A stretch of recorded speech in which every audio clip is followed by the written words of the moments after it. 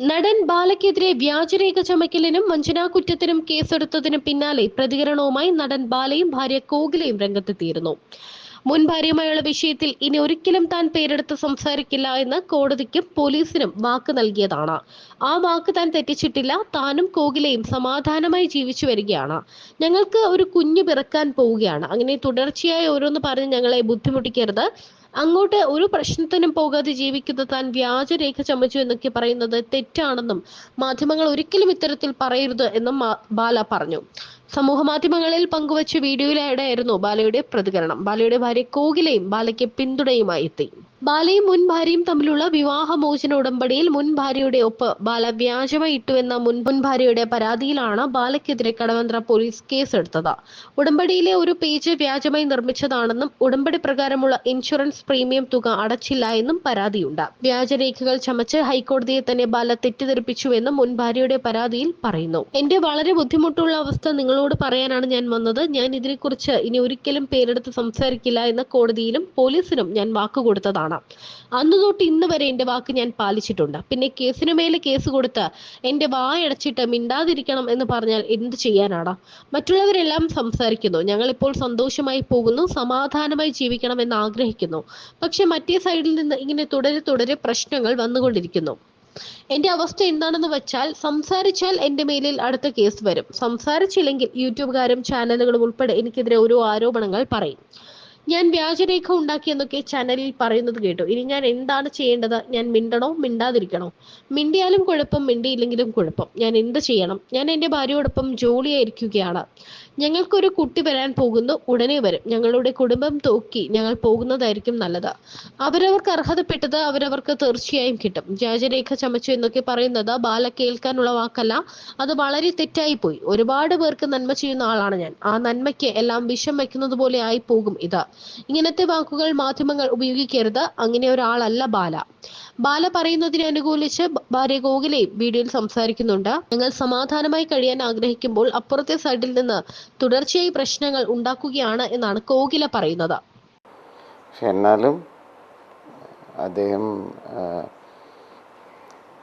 Latha madam വീട്ടിൽ full presence ഒക്കെ എനിക്ക് വാങ്ങിച്ചു കൊടുത്തു ചെന്നൈയിൽ. അതൊന്നും എനിക്ക് മറക്കാൻ പറ്റില്ല. തലൈവർ തന്നെയാണ്. അടുത്ത ചോദ്യം. ലാലേട്ടൻ എൻ്റെ ചക്കര. എനിക്ക് ഏറ്റവും വലിയ ആഗ്രഹം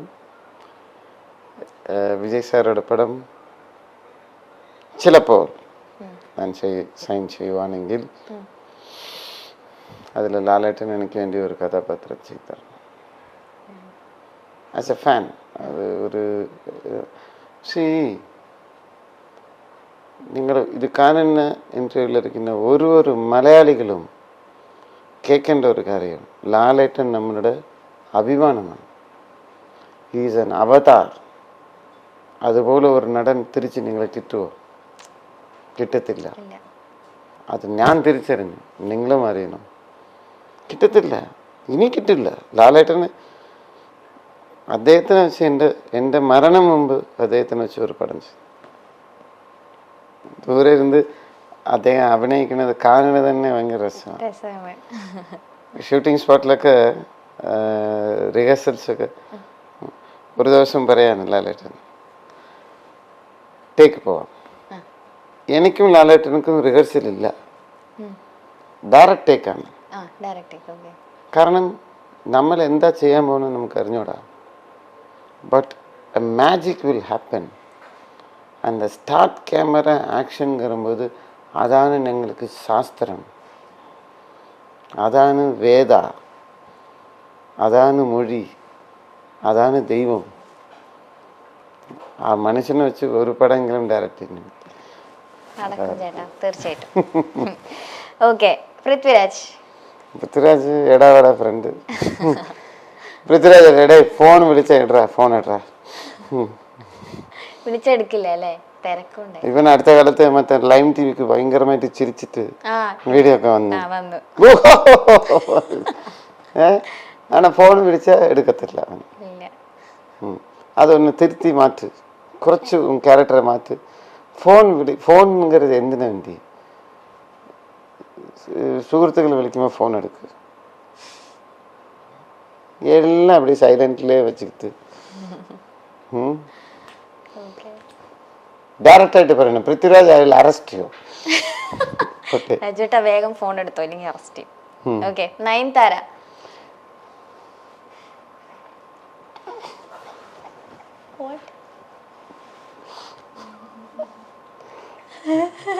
ഈ ചോദ്യം ആരാ ചോദിക്കാൻ പറഞ്ഞത്? ആരും ചോദിക്കാൻ പറഞ്ഞില്ല, ഞാൻ എഴുതി കൊണ്ടുവന്നതാ. വേണ്ടേ? ഇല്ല, ചോദിച്ചോ? ആക്ച്വലി ചെന്നൈയില് എന്താ ചേട്ടാ ചിരിക്കണ? ചെന്നൈയില് എൻ്റെ വെരി ലക്ഷറിയസ് എൻ്റെതും നയൻതാര ഫ്ലാറ്റും അപ്പുറത്താണ്. അപ്പോ ഡസ്റ്റിരിക്കുമ്പോ രാവിലെ എഴുന്നിരിക്കുമ്പോ എന്താര എന്താര നയൻതാര താര നീங்க വാ താര അങ്ങനെ പാടും രാവിലെ. അയ്യോ സോറി, അതെനിക്ക് പറയാൻ പറ്റില്ല. അതാണ് നയൻതാരയെ പറ്റി ചേട്ടൻ ആദ്യം ഓർമ്മ വരുന്നത്.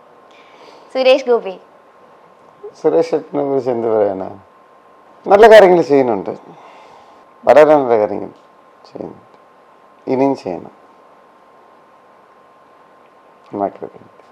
Okay, Vadivelu sir.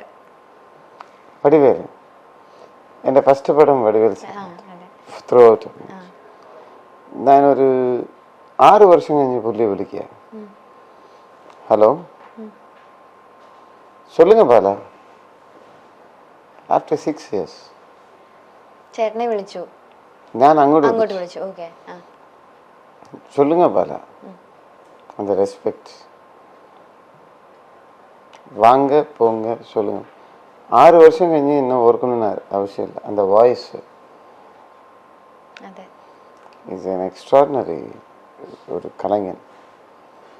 ശരിക്കും അതുപോലത്തെ ആള് തന്നെയാണോ? ഭയങ്കര ജോളി ആയിട്ട് കോമഡി ഒക്കെ ആയിട്ടുള്ള ഒരാള് തന്നെയാണോ? ഞാൻ പരിചയപ്പെട്ട രീതിയിൽ അങ്ങനെയാണ്, ബാക്കിയുള്ള കാര്യം എനിക്കറിഞ്ഞൂടാ. Okay, Navya Nair. Navya is such A darling. Navya നായരെ കുറിച്ച് എടുത്തു പറയണമെങ്കിൽ ഇപ്പൊ ഡാൻസ് ക്ലാസ് ഒക്കെ തുടങ്ങിയിട്ടുണ്ട്. അതെ, ഞാൻ കഷ്ടപ്പെട്ടപ്പോ ഒരു സമയത്ത് എനിക്ക് ഒരുപാട് ആക്സിഡന്റ് ആയി. ഫുൾ സ്റ്റൺസ് ഞാനല്ല ചെയ്യുന്നത്. ഒരു ഘട്ടത്ത് ഒരു 3-4 months എനിക്ക് ലെഫ്റ്റ് ലെഗ് വർക്കിംഗ് ഇല്ല. തിരിച്ചു വന്നിട്ട് അതെന്നോ Navya called and cried with me. കരഞ്ഞു. As a friend, she is a very good friend of mine.